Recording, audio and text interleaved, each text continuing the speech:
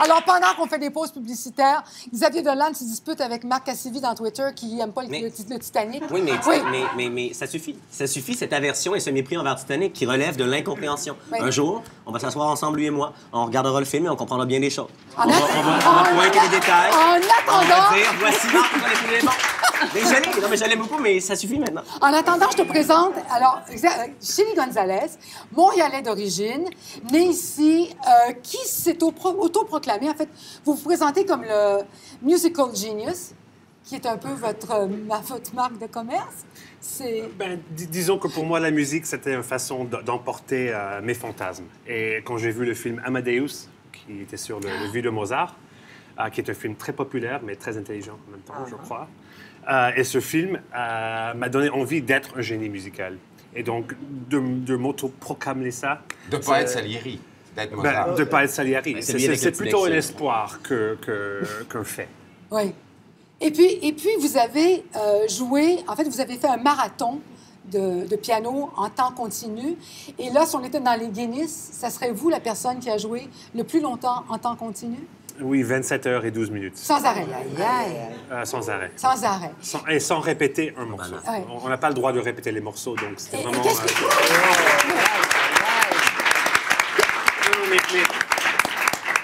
Oui, c'est quantitatif et c'est impressionnant d'avoir joué. Mais pour moi, le challenge, c'était de jouer bien ou d'être touchant musicalement pendant 27 heures. Qu'est-ce que vous avez joué comme répertoire pendant... Votre répertoire à vous? Mon répertoire, des chansons que j'aime beaucoup, du passé, du présent, des chansons ridicules que j'ai fait à ma façon. Et l'improvisation aussi, non?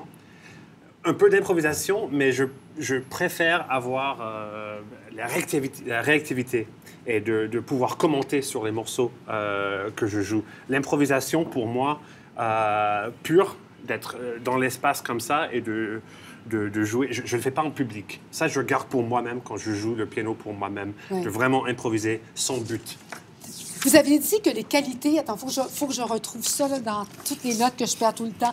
Les qualités qui vous avaient permis de le faire, le marathon, c'était les super pouvoirs, une mémoire musicale. Vous avez, paraît-il, une formidable mémoire musicale? Très jeune, j'ai pris ça comme un jeu de mémoriser la musique que j'entendais à la radio, d'essayer de le reproduire et de commenter là-dessus. Oui. Donc, ça, c'est... Et ensuite, les limites physiques. Vous avez une grande endurance, j'imagine? Je crois que physiquement, c'est pas le problème. Le problème, c'est que mon ego m'a forcé à faire ce spectacle. Oui. Et mon ego a annoncé au monde entier que j'allais le faire. Et donc, c'est mon ego qui m'a permis de le faire. Mais le moment où j'ai dépassé les 27 heures, mon corps m'a crié « stop ». Et j'ai voulu faire encore plus. J'ai voulu faire 28, 29, mais j'avais annoncé 27. Et je crois que c'est pas une question de préparation physique, parce que finalement, l'ego, c'est le muscle le plus fort du corps humain, dans l'artiste. Pourquoi l'ego? Votre ego, il a choisi le piano? Il a choisi la composition, le piano? Je crois que la musique, en général, ça m'a sauvé la vie. Le piano, c'est la machine qui m'a permis de mettre mes sentiments.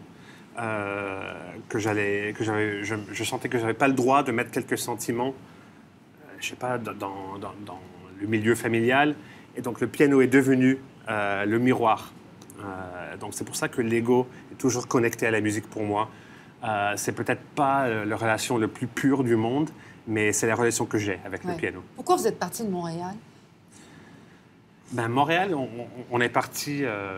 c'est mon père qui a décidé de quitter le Montréal. Moi, j'aurais bien resté. Je suis revenu pour mes études à McGill, les études de composition. Et finalement, j'ai quitté le Canada pour pouvoir avoir une carrière au siège de la musique. Moi, j'étais fasciné par les compositeurs, surtout, quand j'étais jeune. C'était mes héros. Les rockstars, pour moi, c'était Beethoven, c'était César Franck, c'était Berlioz, des gens comme ça. En même temps, je regardais Much Music et j'ai vu Lionel Richie, Billy Joel, des gens comme ça, qui étaient quand même des pianistes. Et pour moi, j'allais appliquer le style d'un à l'autre. Et aller en Europe, c'était important pour moi parce que c'est là-bas où le musicien moderne est né. On ne peut pas avoir Kanye West sans Beethoven. Beethoven a inventé... Non, c'est vrai. Beethoven a inventé l'idée de l'artiste qui souffre, qui est tragique, mais en même temps, il est héroïque. Il a même une blessure comme Philoctetes. Ça veut dire que c'est très poétique dans le sens où il est devenu sourd, mais c'était un musicien. Et donc, les gens, ils ont compris qu'on peut entendre la musique avec l'oreille intérieure. Donc, c'est un mythe, en fait, Beethoven. Et c'est le mythe qui a donné l'artiste moderne dans tous ses états. Je crois que c'est les Allemands qui ont inventé ça. Ouais, là, vous vivez en Allemagne, donc. Oui, j'habite à Cologne. Oui, oui. C'est bien. Alors là, il faut arrêter encore ces pauses, mais et on va avoir une démonstration. Hein? C'est le fun, les pauses. Hein? Non, mais c'est le fun d'entendre du monde inspirant. Non, mais c'est vrai, on le connaît pas, lui. Ça... Mais on le connaît, mais on le connaît. J'ai tous ses disques. On le connaît, c'est pas vrai, mais je veux dire, on le connaît pas tant que ça. On voit ses paroles. Puis lui, il nous connaît pas. Je pense pas qu'on le connaisse plus, parce qu'il y a un personnage quand même. Arrête de parler de moi. Non, il y a un personnage. C'est son ego qui dit ça. Alors, Chely Gonzalez, on va s'arrêter, puis vous allez nous faire une démonstration de la classe de maître que vous allez donner demain soir à Montréal, au Centre Phi. On s'arrête le temps de la pause publicitaire, et puis on vient tout de suite après.